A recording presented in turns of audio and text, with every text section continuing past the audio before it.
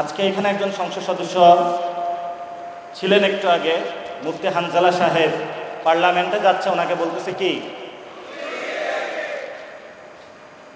এই ধরনের যে মিডিয়া সন্ত্রাস থেকে শুরু করে তারা আমাদেরকে প্রতিনিয়ত যে উৎপাদনের মধ্য দিয়ে তারা যায়, একটা সময়ে তারা আমাদেরকে হত্যাযোগ্য বানিয়ে দেয়। এই জন্য হলো আপনারা যারা আলেম ওলামা আছেন, শুধু আলেম ওলামা না, প্রত্যেকের জায়গা থেকে নতুন করে ভাবতে হবে, মিডিয়া জগতে নতুন করে ঘুরে দাঁড়াতে হবে। আজকে যিনি এখানে এসেছেন মিডিয়া মন্ত্রী, ইনফরমেশন মিনিস্টার, উনি অনেক ভালো লোক। উনি 90-এর সেখান থেকে আমরা ঢাকা শহরে বিভিন্ন আড্ডা হতো, উনি কিন্তু বড় মাপের একজন ফিলোসফার আবার। তা আমরা বলবো যে মিডিয়া সেক্টরটা আপনার হাতে গিয়েছে, আপনি এটা যদি সুন্দর করে গড়ে তোলেন, আমাদেরকেও একটু অ্যাক্সেস দেন, আমাদেরকেও জঙ্গি না ভাবেন, আমাদেরকেও বাংলাদেশি হিসাবে ভাবেন, সার্বভৌমত্ব ইসলামের অতন্ত্র প্রহরী হিসাবে ভাবেন, একটু সুযোগ দিলে আমরা বাকিটা ইনশাল্লাহ করে নিতে পারবো। এই জন্য আমরা মনে করি শাপলা নামে একটি চ্যানেল আসা উচিত, যে চ্যানেলের মধ্য দিয়ে আগামীতে যেই কেউ যারা শাপলা কাহিনী ঘটিয়েছিল সেটা আপনার তথ্য অনুসন্ধান করে শাপলাদের পর্দার আড়ালের কি ঘটনা ঘটেছিল সেটা আমরা ইনশাআল্লাহ উন্মোচন করব। আজকে শাপলা স্মৃতি সংসদ এবং এটার যারা নিজামে আছেন, আল্লামা মামুনুল হক, মাহফুজুল হক থেকে শুরু করে আসাদেজায়ে কেরাম, ওলামায়ে কেরাম, আজকে নাম দেওয়া হয়েছে শাপলা স্মৃতি সংসদ। আমি মনে করি শাপলা আজীবন আমাদের সামনে জীবন্ত, এটা স্মৃতি না, এটা আমাদের জন্য জীবন্ত। এবং জীবন্ত এটা শুধু আমরা বলি না, কোরআনে বলা হয়েছে ওয়ালা তাকুলু লিমান ইউকতালু ফি সাবিলিল্লাহি আমওয়াত বাল আহইয়া, তারা হলো জীবন্ত। আমাদেরই অনেক ভাই যারা আমাদের সাথেই ছিল সহযোদ্ধা, তারা জান্নাতের পাখি হয়ে ঘুরে বেড়াচ্ছে। এই জন্য যারা আমাদেরকে ভয় দেখায় তারা জানে না আমাদের জন্য কত মধুর জীবন অপেক্ষা করছে। এবং যেই মধুর জীবনের নিশ্চয়তা যিনি আমাকে সৃষ্টি করেছেন, যিনি প্রত্যেকদিন আমাকে রিজিক দেন, যিনি পালন করেন, উনিই আমাকে নিশ্চয়তা বিধান করেছেন, পৃথিবীর কেউ আমাকে নিশ্চয়তা বিধান করে নাই। এবং বাংলাদেশে যারা আলেম ওলামা রয়েছে, দীর্ঘদিন ধরে তারা কিন্তু মিডিয়া সন্ত্রাসের শিকার। আপনারা দেখেছিলেন যখন শাপলা হত্যাকাণ্ড হয়েছিল, আমাদের সামনে এমনভাবে বয়ান উৎপাদন করা হয়েছে, ওইখানে একজন লোকও মারা যায় নাই। এখন তারাই বলতেছে 36 জনের হলো তারা প্রমাণ পেয়েছে। সেই সময়কালে তারা এটার নাম দিয়েছিল নারকীয় হত্যাকাণ্ড, সন্ত্রাস নাম দিয়েছিল, তাণ্ডব নাম দিয়েছিল তারা। আজকে এখানে একজন সংসদ সদস্য ছিলেন একটু আগে, মুফতি হানজালা সাহেব পার্লামেন্টে যাচ্ছে, ওনাকে বলতেছে কি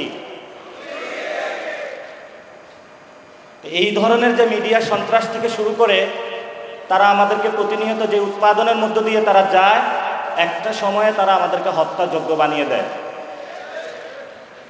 এই জন্য হলো আপনারা যারা আলেম ওলামা আছেন, শুধু আলেম ওলামা না, প্রত্যেকের জায়গা থেকে নতুন করে ভাবতে হবে, মিডিয়া জগতে নতুন করে ঘুরে দাঁড়াতে হবে।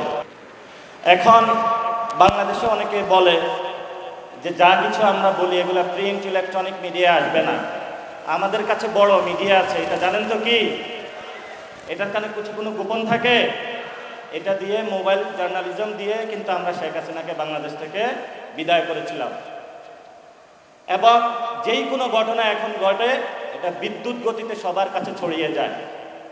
এই জন্য যারা মিডিয়া ভাইরা রয়েছেন, আল্লাহর রাস্তায় আপনাদের কাছে অনুরোধ, আপনারা তো করেন না, আপনাদের যারা মালিক পক্ষ রয়েছে, যারা জীবন আকাম কুকাম সন্ত্রাসী চাঁদাবাজি দুর্নীতি করে টাকা ইনকাম করেছে, এখন তাদের শখ হয়েছে যে বাড়ির সামনে হলো একটা দারোয়ান রাখা, সেই জন্য তারা একটা মিডিয়া এজেন্সি খুলে দেয়।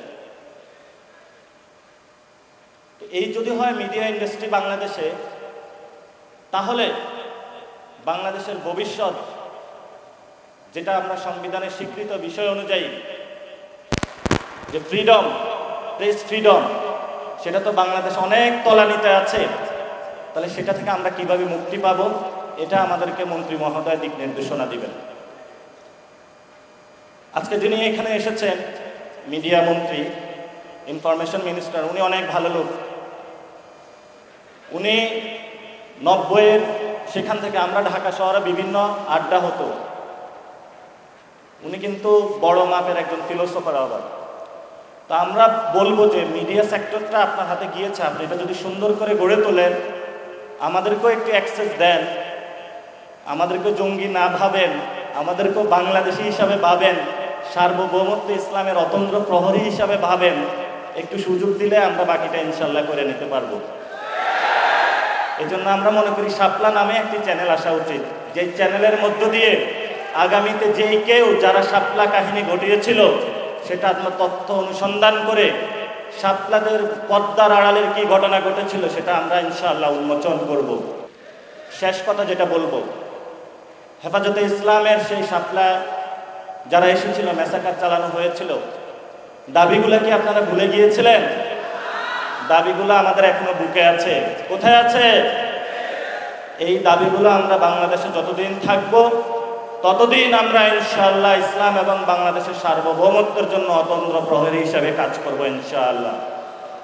আপনারা জানেন আমাদের সীমান্তে গেরুয়া সন্ত্রাস এসেছে, এই জন্য হলো গেরুয়া সন্ত্রাস মোকাবেলায় বাংলাদেশের ফরেন পলিসি থেকে শুরু করে নতুন করে সবকিছু আমাদেরকে সাজাতে হবে। এই গেরুয়া সন্ত্রাসের শিকার মোদি যখন বাংলাদেশে এসেছিল, আপনারা সবাই রাজপথে নেমেছিলেন এবং অনেকে শহীদ হয়েছিলেন, জেলে গিয়েছিলেন, মনে নাই আপনাদের? সেই ভাইয়ের কথা যদি মনে থাকে, রক্তের উপরে দাঁড়িয়ে হলো যদি বাংলাদেশে কোনো গেরুয়া সন্ত্রাসের একটু ছিটেফোঁটা আসার চেষ্টা করা হয়, আমরা রক্ত দিয়ে ইনশাআল্লাহ প্রতিরোধ করব তাদেরকে। সে আহ্বান রেখে আমি আমার কথা শেষ করছি। দোয়া করবেন, ভালোবাসা থাকবে, আপনাদের মধ্যে জায়গা দিবেন, আপনাদের বাসায় দাওয়াত দিবেন, মাদ্রাসায় দাওয়াত দিবেন, আসবো যাব, আপনাদের সাথে ঘুমাবো, থাকবো ইনশাআল্লাহ। তবে গেরুয়া সন্ত্রাস বাংলাদেশে আমরা কায়েম হতে দেব না ইনশাআল্লাহ। আসসালামু আলাইকুম ওয়া রাহমাতুল্লাহি ওয়া বারাকাতুহু।